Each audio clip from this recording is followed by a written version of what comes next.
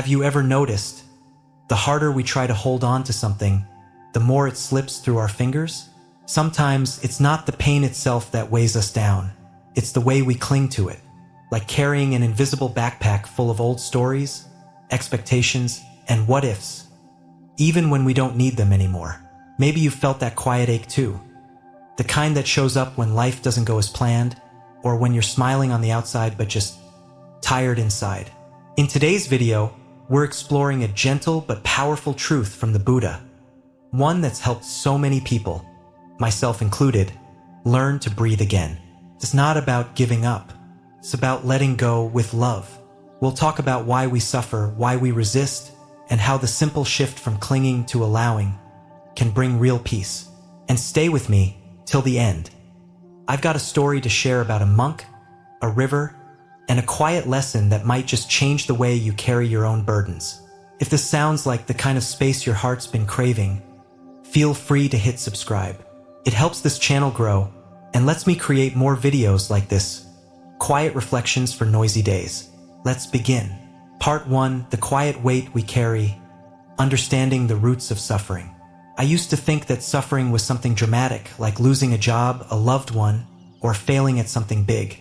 And while those things hurt deeply, I've come to realize that suffering often wears much quieter clothes. Sometimes it's the silent ache of waking up and feeling like something is missing, though you can't name what, or the heaviness of smiling when your heart isn't really in it. And other times it's simply resisting what life is offering, just because we wish it were different. There was a morning not long ago when I stood at the window with a cup of tea, watching the rain slide down the glass like quiet tears. Everything around me looked peaceful, soft clouds resting on the hills, the distant hum of a scooter passing through wet streets, the smell of jasmine from the neighbor's garden drifting in. And yet, inside me there was this tightness, a clench, over something small, an expectation that didn't go as planned. But it was enough to disrupt the quiet. That moment stayed with me. You see, Buddhism doesn't tell us that pain is avoidable. Life hurts sometimes. The Buddha was very clear about that. The very first thing he taught after awakening, the first noble truth, was simply this: suffering exists, not as a punishment or flaw, but as a part of being human.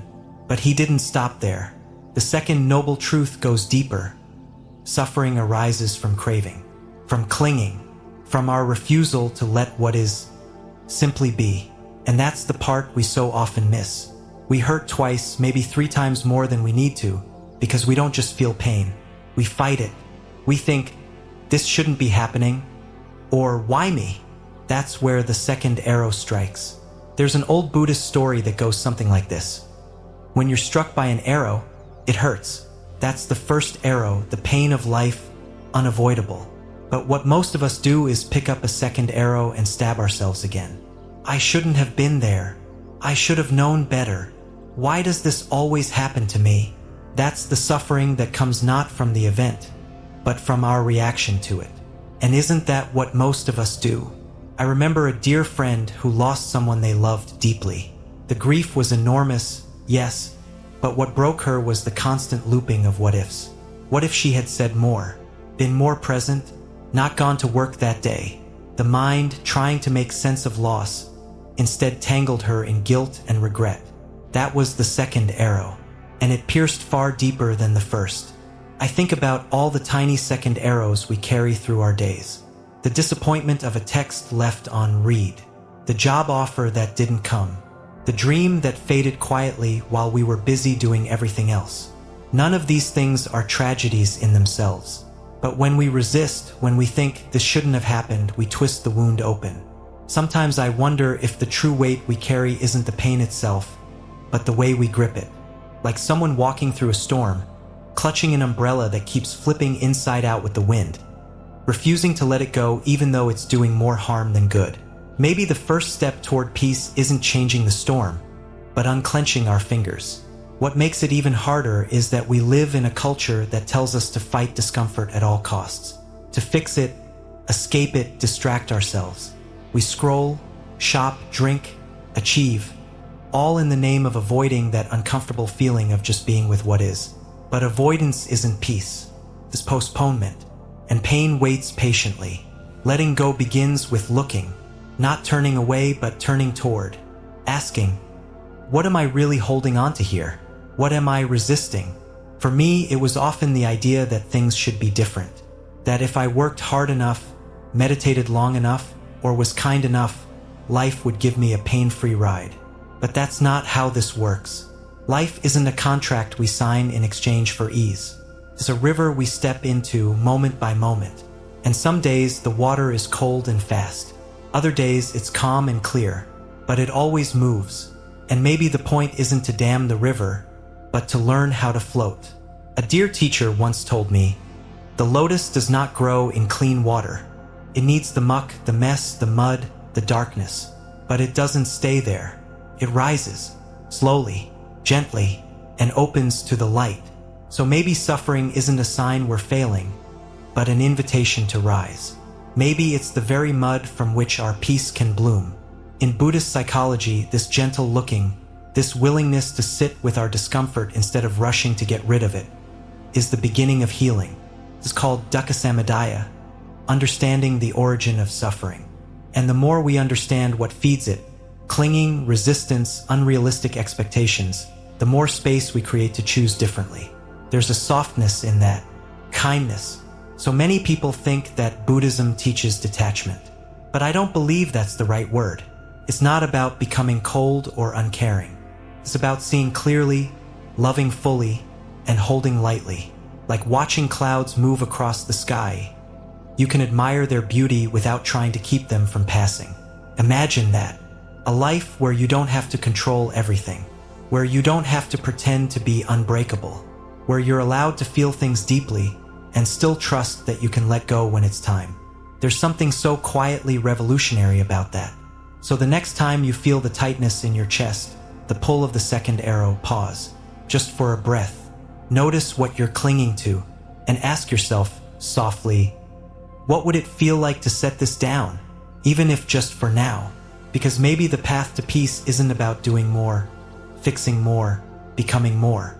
Maybe it's about letting be, letting go, and beginning again. Part 2, the river beneath our feet, embracing impermanence. I used to believe that if I could just hold on tightly enough, nothing would change. That if I worked hard, loved hard, planned every detail, maybe, just maybe, I could freeze time, keep the people I love safe, keep joy from slipping through my fingers, keep life exactly how it was in the moments I didn't want to lose. But life doesn't work like that, does it? No matter how carefully we arrange the pieces, they shift. The seasons change without our permission. The people we know evolve or drift. Our bodies age in quiet ways we barely notice until we do. Even the thoughts we have this morning won't be the same by nightfall. Everything moves. Sometimes, I picture life as a soft, wide river, flowing gently beneath our feet. No matter how still we stand, the current moves, and it carries us with it whether we're ready or not. There's a saying from the Buddha that I often come back to, all conditioned things are impermanent. When one sees this with wisdom, one turns away from suffering. I didn't understand that at first. I thought impermanence sounded like a loss, like everything we care about is just slipping away. But over time, I've come to feel the grace in it, the softness, because when we understand that nothing lasts forever, not the pain, not the joy, not even our thoughts, it teaches us how to live more deeply in the now. It reminds us to cherish, not cling. A few years ago, I visited a quiet monastery tucked in the hills. Early one morning, I sat by the temple garden, watching a lotus bloom under the first rays of sunlight. The petals opened so slowly, so delicately. There was dew clinging to the edges, like tiny tears of light. And for a moment, everything felt still, sacred. But I knew, even as I watched it open, that by dusk, it would begin to close again. And that truth, that this beautiful moment would not last, is what made it so profoundly alive. That's what impermanence does. It brings us back to the sacredness of now. Sometimes, though, impermanence comes like a wave crashing instead of a lotus blooming. The unexpected phone call, the goodbye we didn't prepare for, the shift in our own heart that we didn't see coming. And in those moments, we resist. We tighten up. We say, this isn't fair. or this isn't how it was supposed to be. And that resistance, that's where so much of the suffering begins. A dear friend of mine once told me a story I'll never forget. Her grandmother had a favorite porcelain teacup, blue and white with tiny flowers painted by hand. She used it every morning, treasured it, and one day someone accidentally knocked it off the table. It shattered, but what surprised everyone was that the grandmother didn't cry. She just smiled, swept up the pieces, and said, "It was already broken." She didn't mean that in a cold or fatalistic way. She meant that she had always known the cup was temporary, that nothing lasts forever, so she had loved it fully while it was here. That story sat with me. I think of it now when I hold someone's hand, or take a photo of my child laughing, or look in the mirror and see a few more lines around my eyes. Everything is already changing, but that doesn't make it sad. It makes it sacred. We tend to treat change as an enemy, something to fight or control. But the truth is, change is the rhythm of life. It's the breath of the universe. Without it, nothing would grow. Trees wouldn't lose their leaves and make space for spring. Our bodies wouldn't heal. We wouldn't evolve. Even grief itself changes shape over time. It softens at the edges, makes room for love to breathe again. And yet, even knowing all this, it can be so hard to let go. I remember one of the hardest moments of my life was not a loss in the traditional sense. It was letting go of an older version of myself. A self who thought she had it all figured out. A self who was strong in her certainty. Life, in its way, humbled me. It reminded me that clinging to who we were yesterday can prevent us from becoming who we're meant to be tomorrow. A monk once told me that we suffer not because life changes, but because we expect it not to. He said, "We try to build a house on a riverbank and wonder why the floor gets wet." That image stayed with me. It made me laugh a little, too. How true it is. We plan, prepare, make our little nests of certainty, all on the banks of something that was never meant to stay still. So maybe the wisdom isn't in trying to hold the river, but in learning how to float, how to soften our grip, how to greet each moment as a guest, knowing it will leave and another will take its place. When we do that, when we let the river move us, we start to see beauty not despite impermanence, but because of it. The moment your child runs into your arms, knowing they won't always be that small. The way your partner reaches for your hand when they're tired, knowing there's no guarantee of forever.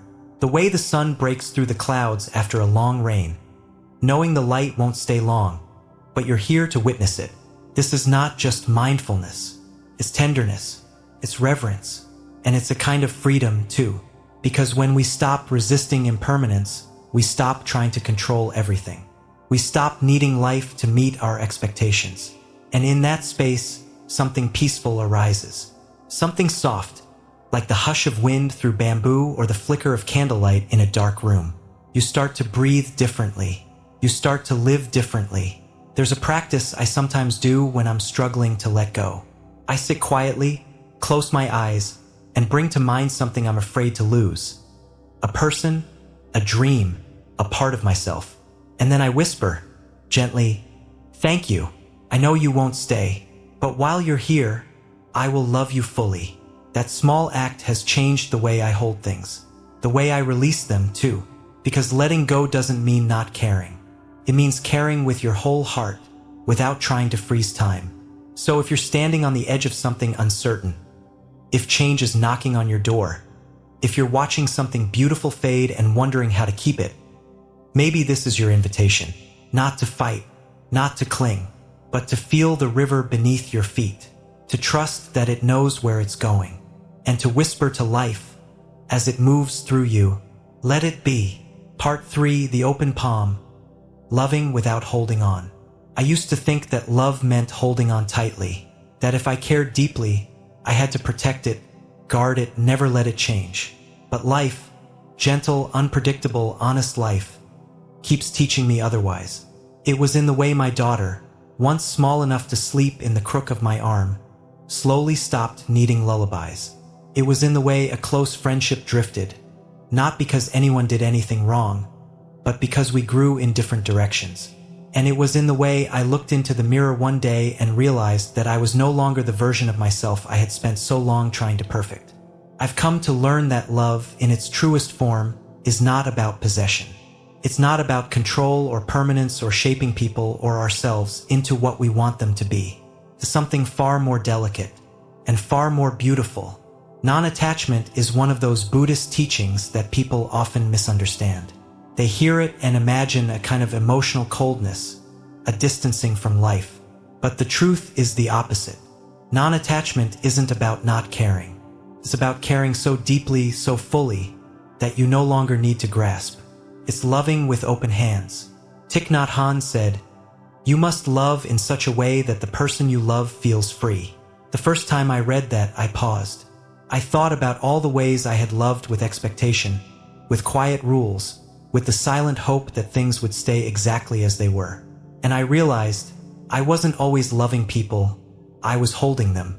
There's a story I often share, simple but unforgettable.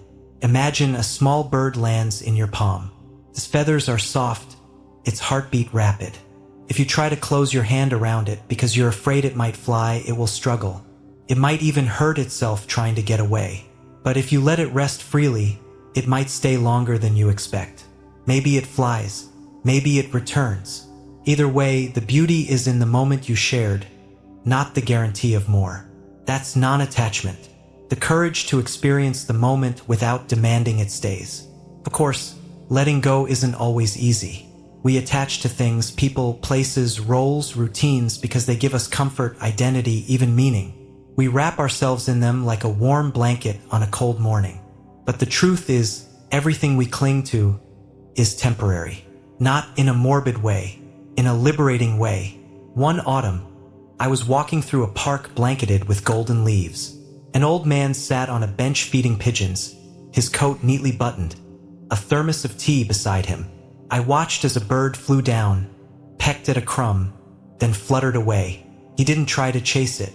He just smiled, poured himself more tea, and waited for the next one. That small moment struck me. So much of life is like that. Fleeting, spontaneous, unpromised. And so many of us spend our energy trying to hold what can't be held, instead of savoring it while it's here. Sometimes our deepest attachments are not even to people or things, but to ideas, who we think we are or should be. Titles, roles, old dreams, a version of ourselves we don't want to outgrow. I once worked a job that made me feel important, respected. It became part of how I saw myself. So when it ended, even though it was time, I felt unmoored. Who was I without it? It took me a long time and a lot of silence to realize that my worth wasn't tied to what I did, but how I lived, how I loved, how present I could be even in the in-between. Buddhism teaches that we don't own anything. Not our possessions, not our relationships, not even our own bodies. Everything is on loan. Everything is passing through.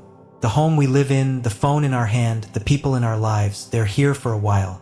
And then, like petals caught in the breeze, they move on.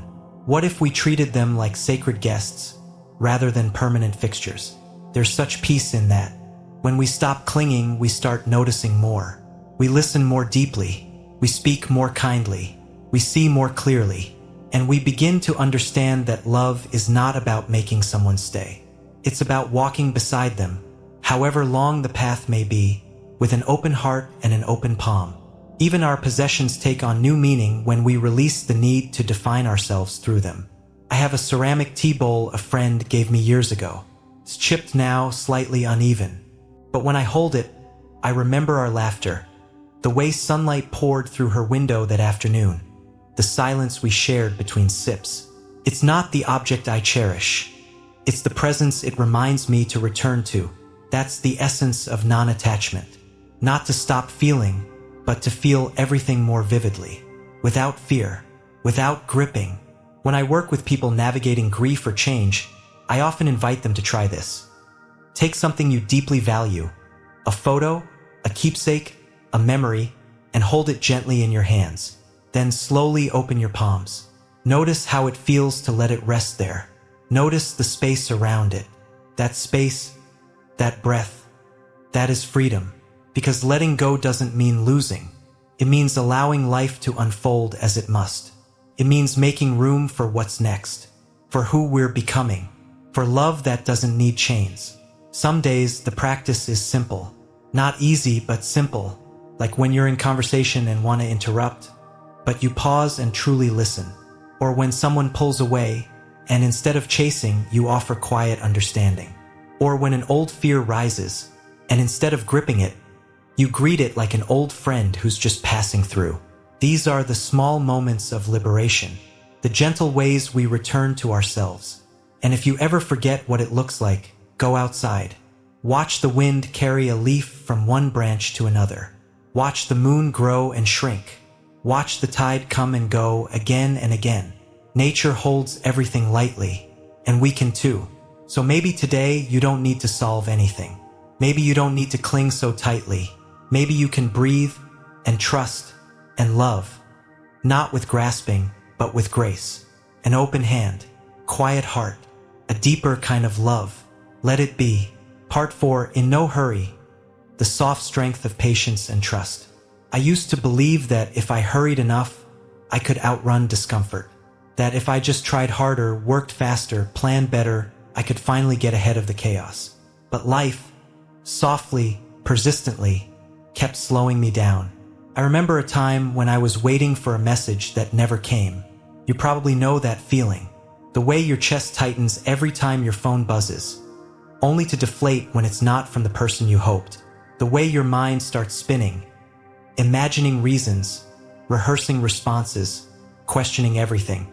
I smiled through it during the day, but at night, it was like my heart was leaning against a closed door, quietly hoping it might open. That waiting stretched for days. But the real suffering wasn't the silence from the other side. It was my refusal to let the moment be what it was. I was grasping at a timeline I didn't control, wanting life to move faster than it was willing to. Underneath the impatience was fear. A fear of not knowing. A fear of being forgotten. A fear of losing something I had hoped would last. That's when I began to notice that impatience isn't always about time. It's about control. In Buddhism, we talk about the art of allowing, the kind of gentle surrender that isn't defeat, but wisdom. When we practice patience, we're not just waiting for something to happen. We're allowing life to unfold at its own pace. And that's no small thing, because in a world that praises urgency, stillness becomes a form of quiet rebellion. I think of patience as a kind of soft strength. It's not flashy, it's not loud, but it holds everything together when nothing else can. There's a Zen saying I love: sitting quietly, doing nothing, spring comes and the grass grows by itself. I didn't understand it when I first heard it. I thought, well, that's nice for the grass, but I have bills, goals, plans. But over time, I began to realize that this wasn't about being passive. It was about trust. Trusting the natural rhythm of things.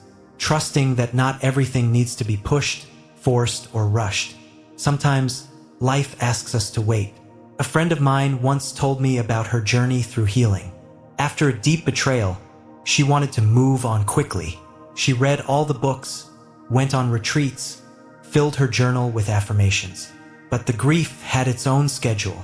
It would rise at odd hours, gently in the grocery store, or sharply in the middle of a perfectly good morning. She told me, I kept thinking something was wrong with me because I wasn't over it yet. But healing was never late. I was just impatient. That stayed with me, because we often treat growth like a race. We want the lesson before we've sat in the silence. We want the clarity before we've walked through the confusion. But real transformation doesn't shout. It whispers. It arrives when we're ready, not when we say we are. There's a story from the Taoist tradition that echoes this truth. Perhaps you've heard it. A farmer's horse runs away, and the neighbors say, "Oh no, how unlucky." The farmer simply replies, "Maybe." The next day, the horse returns, bringing with it 3 wild horses. The neighbors exclaim, "How lucky." Again, the farmer says, "Maybe." The day after, the farmer's son breaks his leg while riding one of the wild horses. The neighbors cry, "How unlucky." The farmer, still, "Maybe." Soon after, the army comes through the village, drafting young men for war. but spares his injured son. The point is clear, we don't always know what's good or bad. Not in the moment. What feels like delay might be protection. What looks like loss might be redirection. Life is a story still being written, and we only ever see a few lines at a time. But oh, how we want to skip ahead. And that's where the practice lies. The next time you're waiting, whether it's in traffic, in line, or in life, try this. Instead of tightening, breathe. Bring your attention back to something small and certain. The rhythm of your breath, the warmth of sunlight on your hand, the quiet hum of life around you. Let the moment be enough, even if nothing is happening. Especially then. There's a tree outside my window that takes its time. Every spring, while the others burst into blossom, it waits. Just a little longer. Sometimes I wonder if it hears a rhythm deeper than the one I can see. And when it finally blooms, it's breathtaking. Not because it bloomed first, but because it bloomed when it was ready. That's how life works, too. We are not on the same timeline as anyone else. Your grief, your healing, your unfolding. It's all happening on your own sacred clock. Trust it. Don't rush it. What's yours will come when it's time. And if it hasn't yet, that doesn't mean it won't. It just means you're still in the soil. Sometimes, letting go isn't about letting go of people or outcomes. Sometimes it's about letting go of urgency. Letting go of the demand for answers. Letting go of the voice in your head that says, "You should be further along by now." There's nothing wrong with moving slowly. There's nothing wrong with still being unsure. Some of the most powerful things in life take time. A mountain forming, a heart mending, a soul unfolding. I once sat in a forest monastery where the monks rose at dawn and moved through their day with an unhurried grace. They washed their bowls slowly. They walked with intention. Even their smiles arrived gently, as if not wanting to disturb the silence too much. At first, I was restless. I wanted things to happen. I wanted insight, breakthrough, something.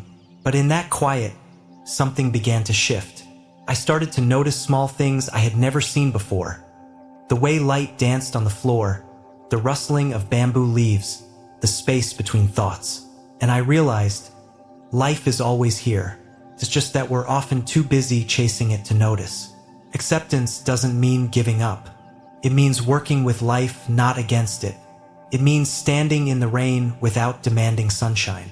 It means being with what is, even as we hope for what could be. It's not passive, it's profoundly alive. And yes, sometimes acceptance brings sadness. That's okay. Sadness is not a failure. It's a sign that we cared, that we loved, that we're human. Let it be part of your practice. Let it soften you, not harden you. You don't need to be perfect to be at peace. You just need to be here, to breathe, to trust. So today, if something feels slow, if a door hasn't opened, if the path ahead is still foggy, maybe don't push. Maybe just pause. Look around. Feel the ground beneath your feet. Watch the flower blooming in its own time. And whisper, if you'd like, a quiet promise to yourself. I'll wait with you. I'll grow with you. There's no need to rush. Let it be. Part 5, lighter with every step. The gentle art of letting go. I used to believe that letting go meant giving up. That renunciation was for monks in saffron robes, sitting cross-legged in remote forests, far away from the mess and noise of everyday life. I thought it was about renouncing joy, comfort, even love. But now I know. It's nothing like that. Real renunciation isn't about turning away from life. It's about turning toward it, with fewer burdens, fewer illusions, and more space to breathe. I didn't learn this in a monastery. I learned it in the back of a crowded closet. One quiet afternoon, I found myself staring at a sweater I hadn't worn in years. It was soft and familiar, a gift from someone who used to mean the world to me. I ran my hand over the fabric and hesitated. It didn't fit anymore, not just on my body, but in my life. And still, I found it hard to let go. Not because I needed it, but because of what it represented. The memory, the story, the part of me that still hoped something long gone could come back, if I just held on long enough. But as I stood there in the stillness of that moment, something inside me softened. I folded the sweater gently, thanked it quietly for the warmth it once gave me, and placed it in a donation bag. And just like that, my breath came easier. That's when I began to understand. Renunciation isn't about loss. It's about love. It's about clarity. The Buddha never asked us to abandon life. He asked us to be free within it. And the path to freedom, it turns out, isn't paved with more, but with less. Less grasping, less proving, less dragging our past behind us like an overstuffed suitcase we forgot we had the right to put down. There's a story I love about two monks traveling together. They come to a river where a woman is struggling to cross. One monk, without hesitation, lifts her up and carries her across. Hours later, the other monk, clearly troubled, says, "You know we're not supposed to touch women. Why did you carry her?" The first monk simply replies, "I put her down hours ago. Why are you still carrying her?" That story says so much in so few words, because sometimes what we carry is invisible. It's in our minds, our memories, our quiet resentments, our guilt, our what-ifs, and these invisible burdens weigh more than any bag. I once carried a grudge for years. It wasn't loud, it didn't shout, but it whispered at inconvenient times, crept into my judgments, my reactions, even my dreams. And I told myself it wasn't hurting anyone, but it was hurting me. So one day I sat with it. I wrote a letter I never sent. I forgave, not because the other person deserved it, but because I did. And though nothing outside me changed, everything inside me did. Forgiveness, after all, is one of the purest forms of renunciation. Not just forgiving others, but forgiving ourselves. For the things we did when we didn't know better. For the times we held on too long. For the versions of ourselves we outgrew but didn't know how to leave behind.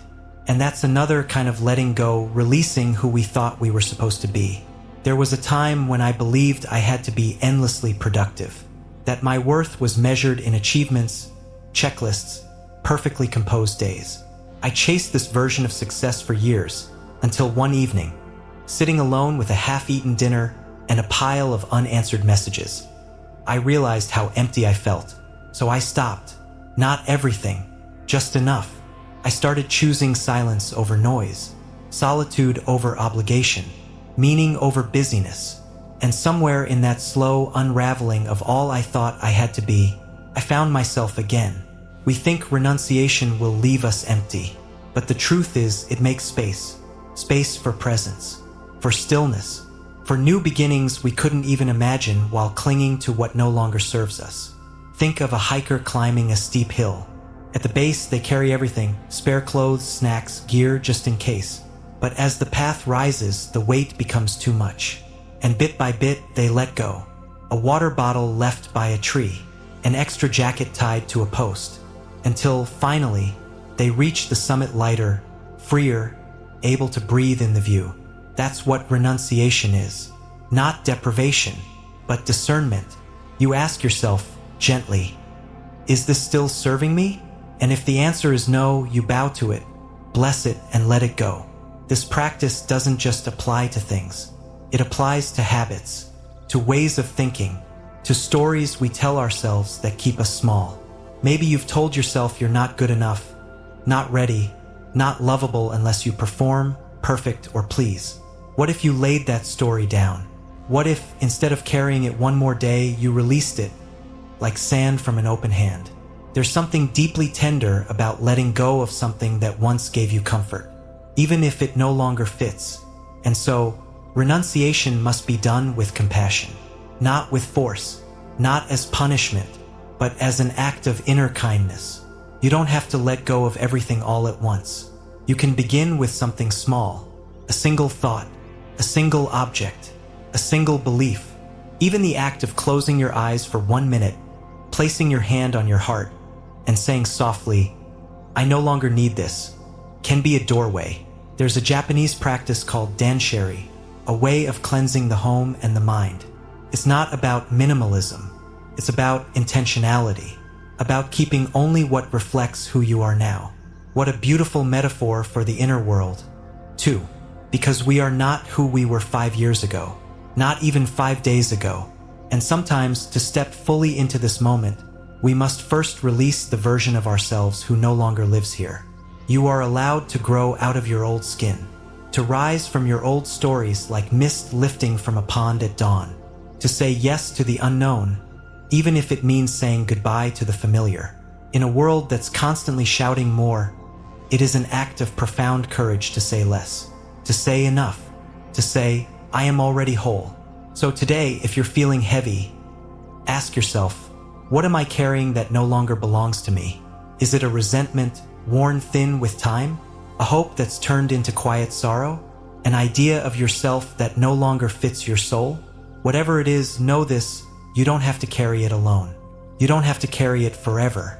Maybe today is the day you set it down, even just for a while, even just in your heart. And in that empty space, may peace enter like a breeze through an open window, because this is the quiet promise of renunciation. It doesn't take from you. It gives you back to yourself. Lighter, wiser, freer. Let it be. Sometimes the heaviest weight we carry is our own resistance. But when we loosen our grip just a little, something shifts. The breath gets softer. The world feels lighter.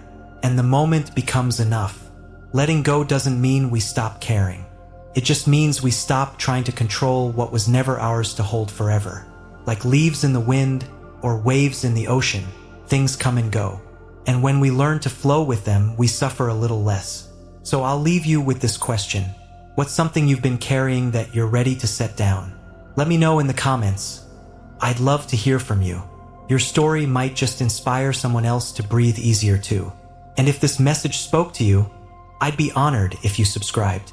Not just to support the channel, but to walk this journey together one peaceful step at a time. See you in the next video. Until then, let it be.